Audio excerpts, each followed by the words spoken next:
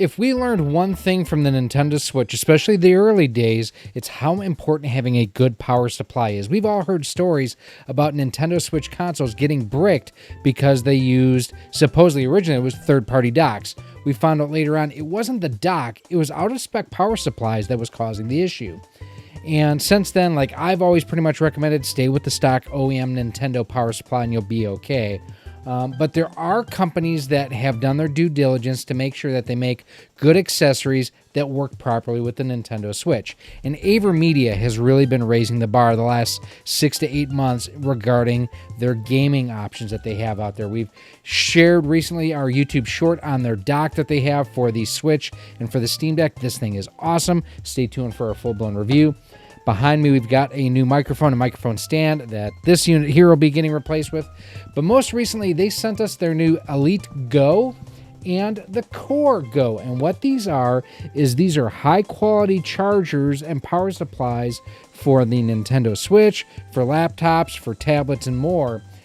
And the really interesting thing is the Elite Go also has an integrated capture device. So we're going to go ahead, we're going to unbox these, see what these are all about, and see if this is something you should add to your gaming setup. Starting off here, this is the Core Go, and as you can see, it is more than a wall charger. You can connect to a big screen and enjoy powerful data transfer, fast charging, 4K 60 frames per second pass-through on here, and then charging, display, connecting, recharge, passage of information, and a whole lot more. And it does have the multilingual stuff on the back. And as you can see here, it has a USB-C, two USB-Cs, a USB-A, HDMI out, and then the USB-C 2 down below.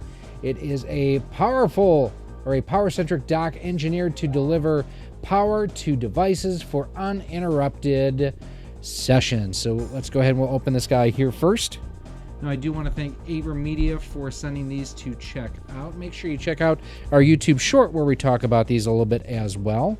So inside the box itself, you do kind of get this line drawing as far as how you can connect everything, a QR code where you can get everything all set up. It does come with a quick start guide inside the box.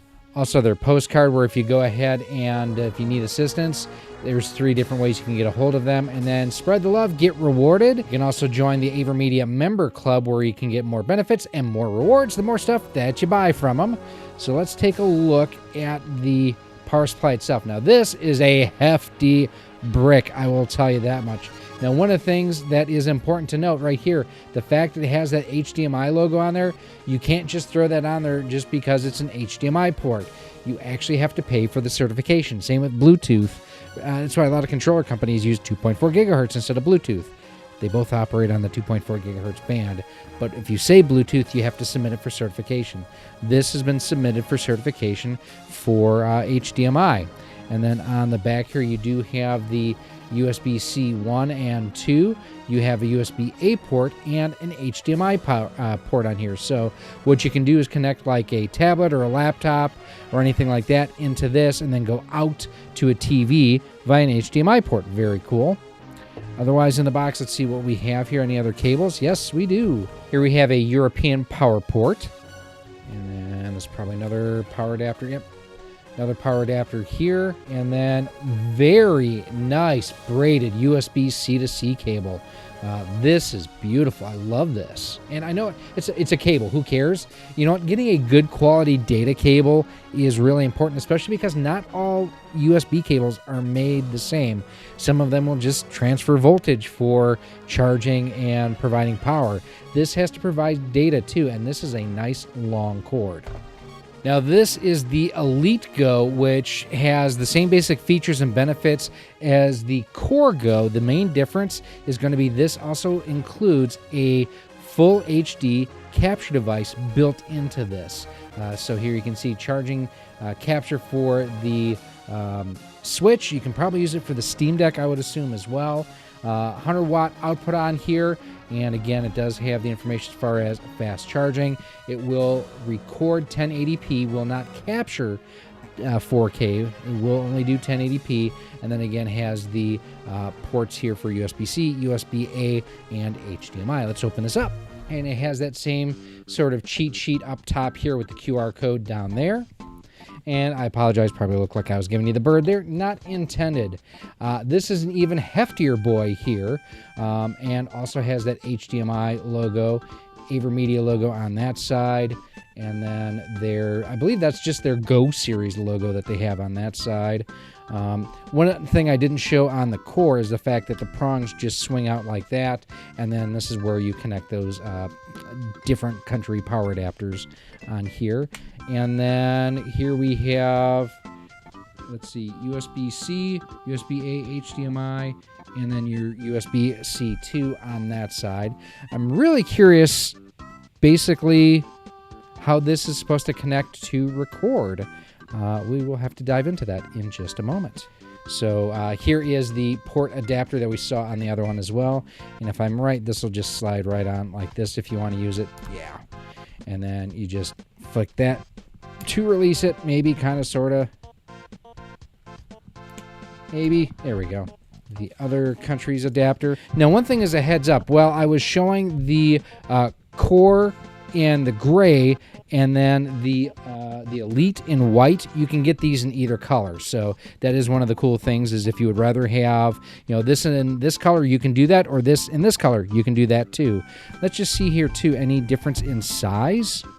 No, they're the same casing and everything. So main difference is going to be what's on the inside. And then, much like the core, this has another very nice braided USB-C to C cable. This is nice. It's really, really nice. Let's take a look at the manual here for a second, too, because, like I say, I'm really curious at how this is going to record. Also has that same sort of, quick reference cheat sheet in here. So good to know that they're pretty consistent with that stuff. Quick start guide. And again, just basically shows what it comes with in the box. So it does not indicate in here how this is supposed to do the capture. So they do have a QR code. We are going to check that out.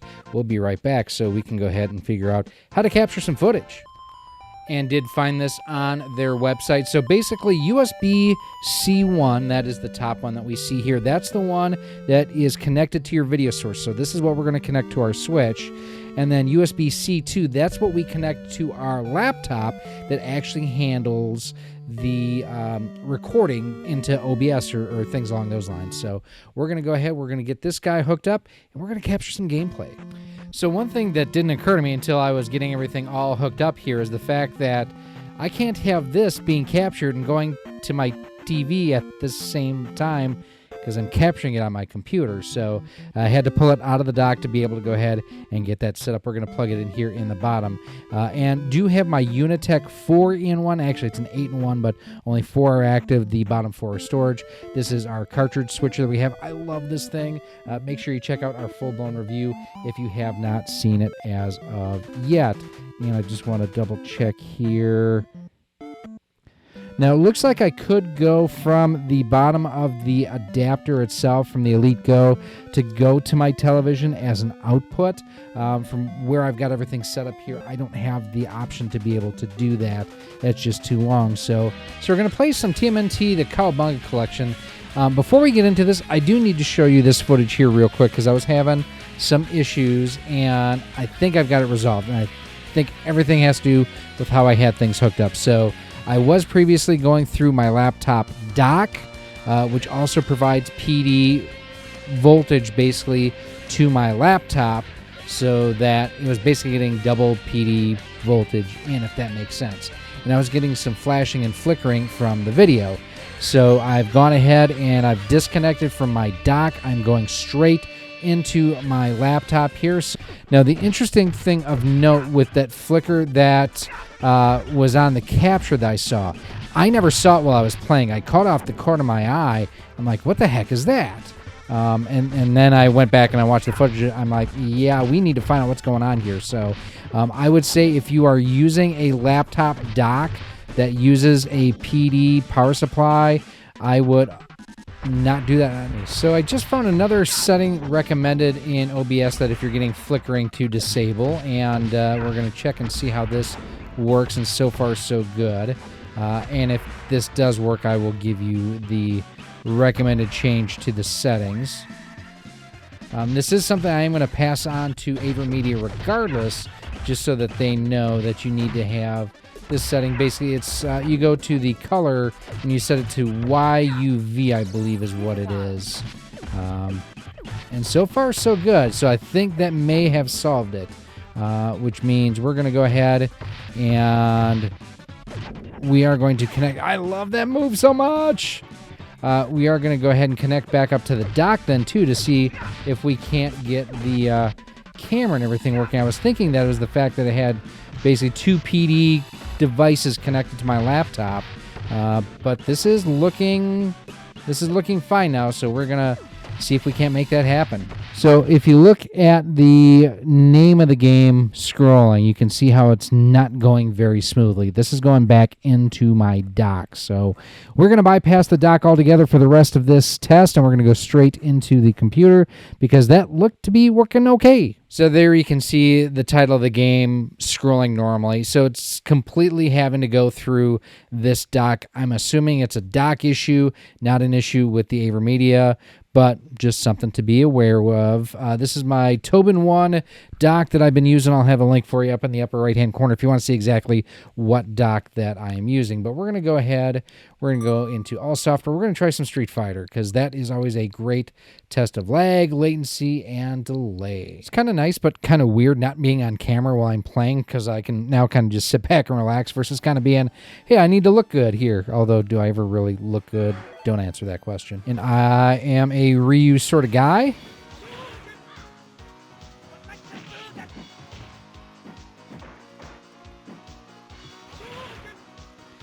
So far, so good with everything. Ooh, perfect. And got her with the Hadouken, or Shuriken at the very end. So, very nice. I will take that. Or did she get a little bit? Oh, she got me there. Now, for a controller, too, just for reference, I am using the Gully Kit King Kong 2, I think is what it's called. Got her. Oh, just hanging on.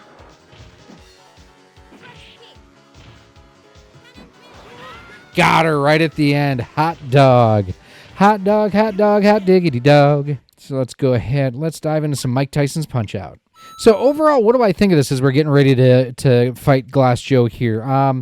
First of all, I love the fact it's PD 3.0, the fact that it is high current charge and fast charge on here, so it will work extremely well and charge your stuff quickly. The fact that I can use it with my laptop if I want to is great. The thing that at least the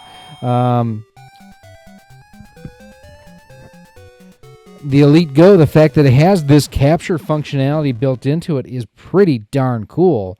And while I'm using it for my Switch, I could connect my tablet or my smartphone or other USB-C device into this and be able to capture that as well. What do I not like? Well, I mean, the fact that it only comes with one USB-C cable. I would kind of like two. That way you can go ahead and get both ports connected and going. There's no HDMI cable included either, so that's important to note that you'll basically need to provide a secondary HDMI cable, or not a secondary, but an HDMI cable and a secondary USB-C cable to go ahead and capture or stream or to charge multiple devices at the same time. I like the size and convenience of it. I like the portability. The fact that I can't connect to my laptop dock and to the Elite to capture at the same time, that causes issues, is kind of a bummer.